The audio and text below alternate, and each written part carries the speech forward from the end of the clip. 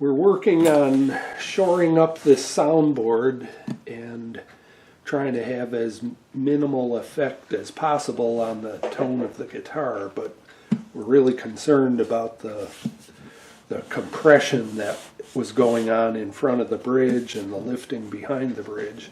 So we talked last time about putting an additional brace next to the X brace, and we got that done.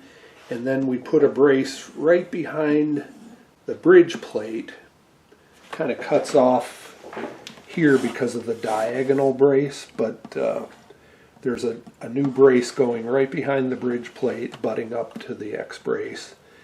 And also we I have trouble with that.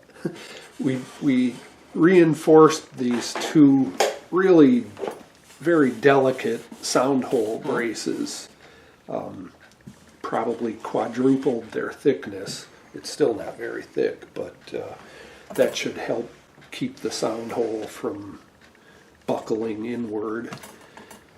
And now what we're working on is, it's easy to show it on the diagram. Go ahead, Jeff, you talk. Well, originally, during the period that this guitar was built, they used a transverse brace here, and then what they called the popsicle brace, which was a kind of a flat secondary bracing between it and the head block. Pretty standard Martin bracing. Right. But if you look at diagrams of construction of these instruments in later periods, the popsicle is no longer in existence. There's a secondary plate here extending the head block. So they removed this popsicle brace, and they put two wing braces that came out at a 45-degree angle from the transverse brace, and also a plate here, which was an extension of the head block, to give the and it makes sense because you're putting that guitar under a lot of load, and that neck is going to want to tip, the fulcrum is going to want to tip the inboard end of the fingerboard into the guitar and compress this whole area. So what we've done is we've made a couple of transverse or wing braces that will fit here, well, like this, so that they can lend some additional stiffness. And Gary has actually chipped out the section here so it'll fit over the popsicle brace, so we'll have maximum contact of the new wing brace with the top of the guitar. And this is the blank, or the bit that we're going to make for the other side. And then once we've done that, we're going to lay in an additional brace on top of the popsicle brace between the two wings to give that part of the guitar some additional stiffness as well. Yeah, that part will probably only be about that wide. Yeah, it won't be a big thing, but it'll be a thing. These seem to be coming to a rest, like around just there. About there, yeah. And we should mention also that this notching here, the recess, we used our magnetic thickness gauge and measured the thickness of this popsicle brace, and we took off exactly that amount. So this will be glued to the soundboard, and this will be glued to the thin popsicle stick brace. It's not that it's just floating up there. Right, exactly right. And both ends of the brace will be glued to the transverse brace and the side of the guitar, the purfling, respectively. Kerfing, I should say, respectively. So we have to shape this a little bit, make it a little prettier. Right. But this one's ready to go, and so now we'll just get that other one cut out. So I'm first going to just score the lines with a saw.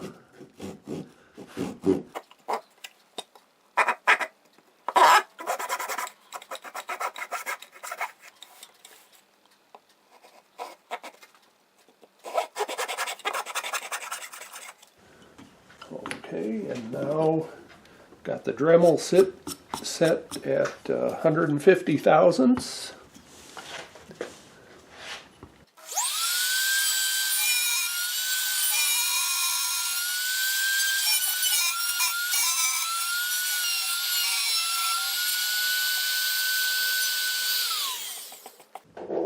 There's that.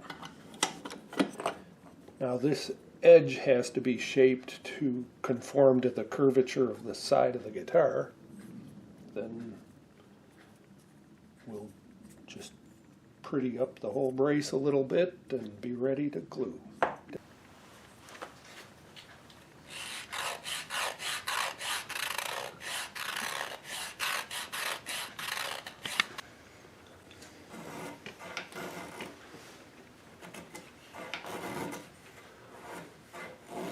Don't plane your fingertips.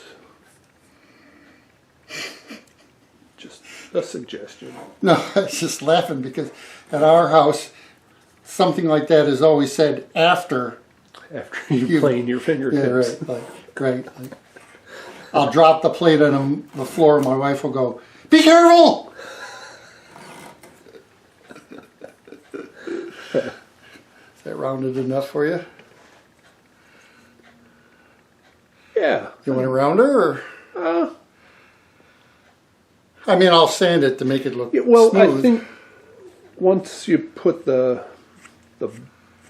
taper at both ends, it might need to be a little deeper. Okay. So, Sure. yeah, give it a couple more strokes, I suppose.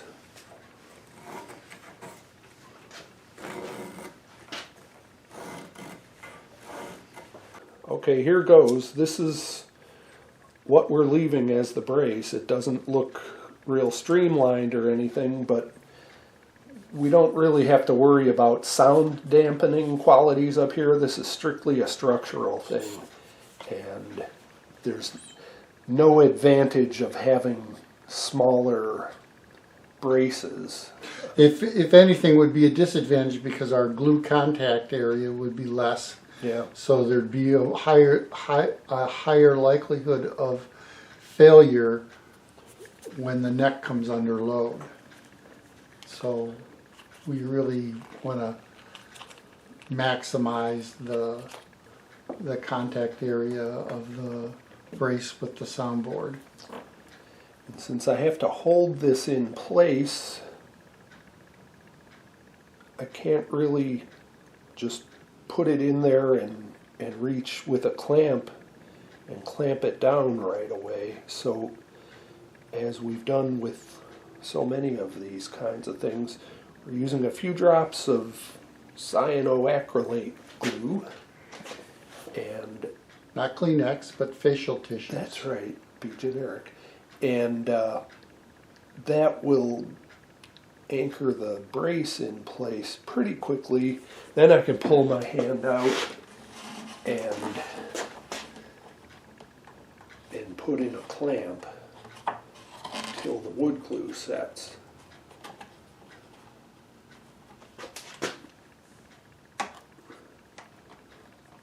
Okay, that's right where we want that. Guess I didn't really need the magnet this time around, did I? So I'm just going to hold this for 30 seconds or so.